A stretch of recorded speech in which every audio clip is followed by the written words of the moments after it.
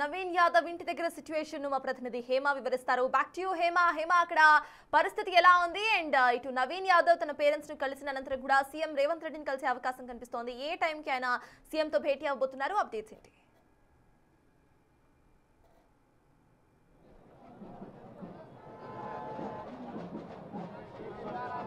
మొత్తానికి నవీన్ యాదవ్ ఇంటి దగ్గర కోలాహల వాతావరణం చోటు చేసుకుంది. యూసఫ్ కూడా ఎక్కడైతే కౌంటింగ్ సెంటర్ ఉందో కౌంటింగ్ సెంటర్ నుంచి కూడా ప్రస్తుతం ఇంటికి ర్యాలీ రూపంలో చేరుకున్నారు. ప్రధానంగా ర్యాలీలో భాగంగా భారీగా పబ్లిక్ అంతా కూడా చేరుకున్నటువంటి పరిస్థితి. మొత్తం జూబ్లీహిల్స్ నియోజకవర్గ ప్రజలందరూ ఇక్కడే ఉన్నారా అన్నట్టుగా కూడా ప్రజలంతా కూడా ఇక్కడికి చేరుకున్నారు. ప్రధానంగా ప్రస్తుతం మనం విజువల్స్ లో కూడా చూడొచ్చు. బిగ్ టీవీ స్క్రీన్ మీద ఎక్స్క్లూజివ్ గా ఒక వైపు కింద నవీన్ యాదవ్ ఇంటికి చేరుకుంటుంటే మరొక వైపు పైన కుటుంబ సభ్యులంతా కూడా ఎప్పుడెప్పుడు వస్తారా అంటూ కూడా ఎదురు చూస్తూ ఉన్నారు.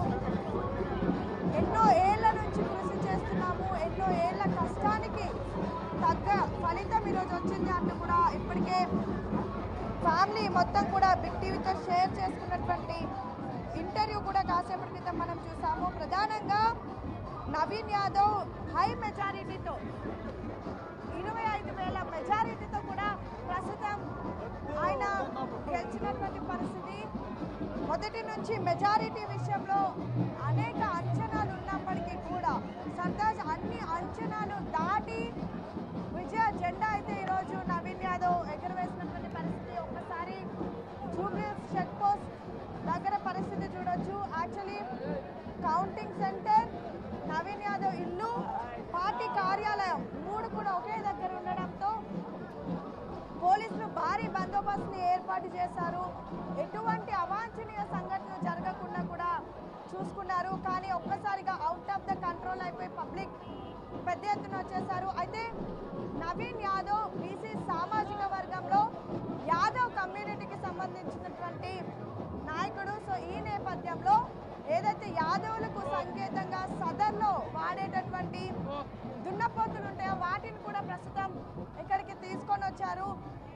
మొత్తం కూడా ఆ సామాజిక వర్గానికి సంబంధించినటువంటి వాళ్ళే కాదు, కుటుంబ సభ్యులే కాదు, కార్యకర్తలే కాదు, మొత్తం జూబ్లీహిల్స్ ఓటర్లంతా కూడా నవీన్ యాదవ్ ఇంటికి చేరుకున్నటువంటి పరిస్థితి.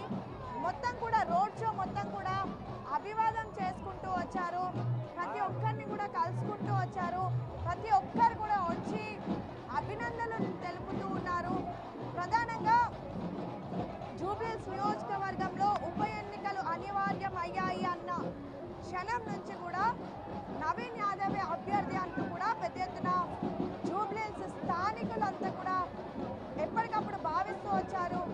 మొదటి నుంచి అనేక పేర్లు వినిపించినప్పటికీ అటు రెడ్డి సామాజిక వర్గం నుంచి ఇక్కడ రహమత్ నగర్ స్థానిక కార్పొరేటర్ అయినటువంటి సిఎన్ రెడ్డి కానివ్వండి, లేదంటే రంజిత్ రెడ్డి కానివ్వండి, బీసీ సామాజిక వర్గం నుంచి నవీన్ యాదవ్ పేరుతో పాటు అంజన్ కుమార్ యాదవ్, కంచర్ల విజయలక్ష్మిల అనేక పేర్లు, బొంతు రామ్మోహన్ అనేక పేర్లు వినిపించినప్పటికీ ఖైరతాబాద్ ఎమ్మెల్యే దానం నాగేందర్ కూడా ఒక తరుణంలో పోటీ చేశారు అని తెలిసినప్పటికీ కూడా లాస్ట్కి స్థానికుడు అయినటువంటి నవీన్ యాదవ్కే కాంగ్రెస్ పార్టీ మొగ్గు చూపింది. నవీన్ యాదవ్ 43 సంవత్సరాల నుంచి ఇక్కడే నివసిస్తున్నటువంటి వ్యక్తి. ప్రస్తుతం మనం చూస్తుంది ఆయన ఇల్లు. ఇదే ఇంట్లో దాదాపు మన ఫోర్ ఫాదర్స్ నుంచి కూడా ఉంటూ ఉన్నారు. ఇక్కడ రాజకీయానికి అతీతంగా కూడా ఆయన అనేక సంక్షేమ కార్యక్రమాలతో పాటు అనేక సహాయ కార్యక్రమాలు కూడా నిర్వహించారు. సామూహిక శ్రీమంతం లాంటివి కానివ్వండి, విద్యార్థులకు ఫీజులు కానివ్వండి, ఇలా అనేక అంశాల్లో కూడా నవీన్ యాదవ్ ఇక్కడ ఉన్నటువంటి వాళ్ళంతా కూడా అభిమానులుగా మారారు. ప్రస్తుతం ఆయన ఇంటి ముందు చూడొచ్చు నానా సంఖ్యలో ఫ్యామిలీలు కూడా ఆనందం వ్యక్తం చేస్తూ ఉన్నారు. ప్రధానంగా మనం చూసుకున్నట్లయితే నవీన్ యాదవ్కి సంబంధించి రాజకీయ భవిష్యత్ అనేది ఎన్నో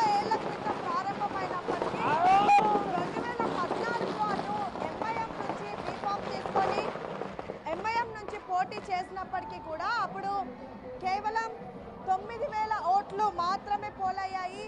అనంతరం 2018 ఎన్నికల్లో జరిగినటువంటి సమయంలో ఏ పార్టీ నుంచి కాకుండా ఇండిపెండెంట్గా పోటీ చేశారు. ఆ సమయంలో 40,000 ఓట్లు పోలయ్యాయి.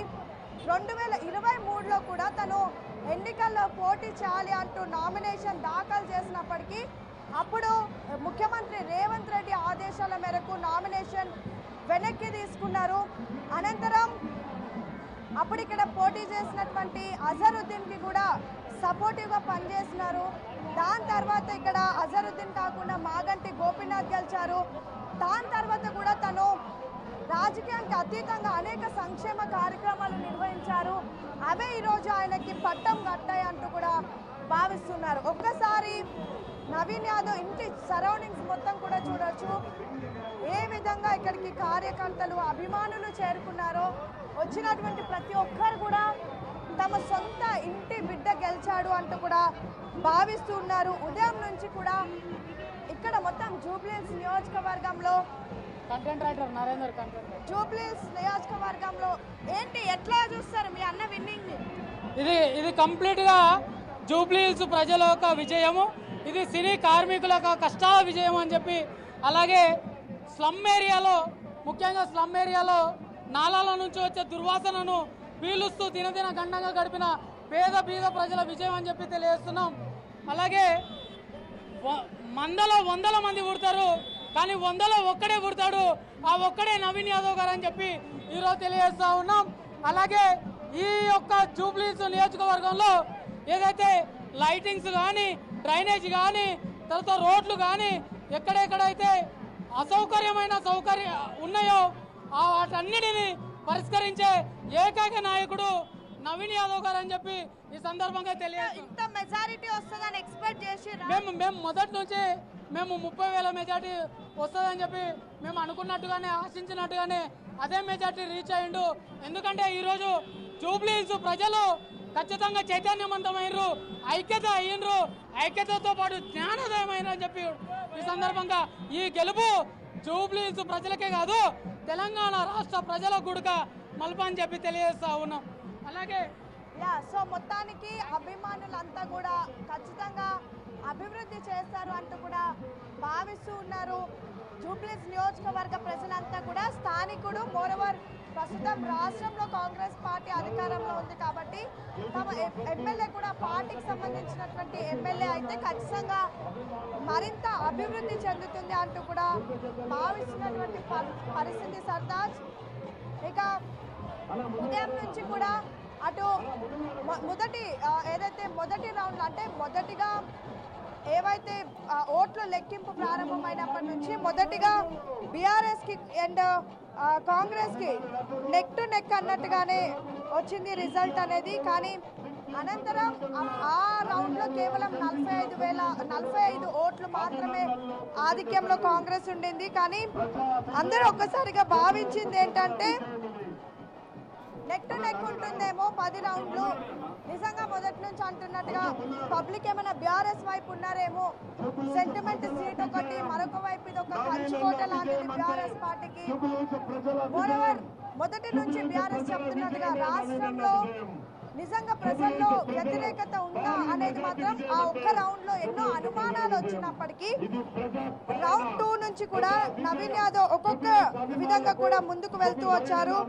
సేమ్ టైం ఏదైతే మెజారిటీ ఉందో మెజారిటీ విషయంలో కూడా పెద్ద ఎత్తున పోలింగ్ అనే విషయంలో పెద్ద ఎత్తున కూడా ఓట్లు అనేవి కైవసం చేసుకున్నారు.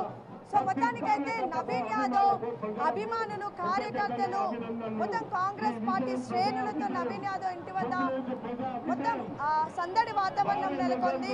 మరి కాసేపట్లో తన తల్లిదండ్రుల ఆశీర్వాదం తీసుకొని కుటుంబ సభ్యులను కలిసి అనంతరం నేరుగా ఇక్కడ నుంచి ముఖ్యమంత్రి రేవంత్ రెడ్డి ఇంటికి వెళ్తారు. ఇప్పటికే ముఖ్యమంత్రి రేవంత్ రెడ్డి కూడా అక్కడ పార్లమెంట్ కార్యాలయంలో మంత్రులతో మీటింగ్ ఏర్పాటు చేస్తున్నారు.